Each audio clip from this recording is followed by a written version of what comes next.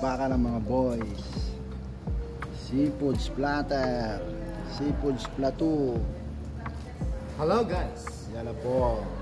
welcome to Seafood Plateau. Ayan, Pag handa nandito na ka, pagbakbakan na yung mga seafoods natin. Seafood Plateau ito.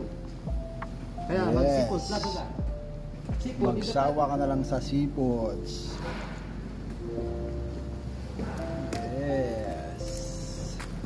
Sipo, okay na. Prepare na po ng buffet para mamaya.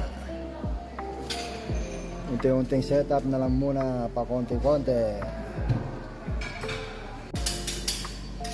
Yan.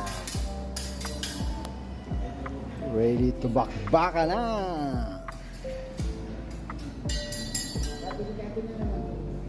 Saksahan yan eh. Kahit yung tema, bigyan yan eh.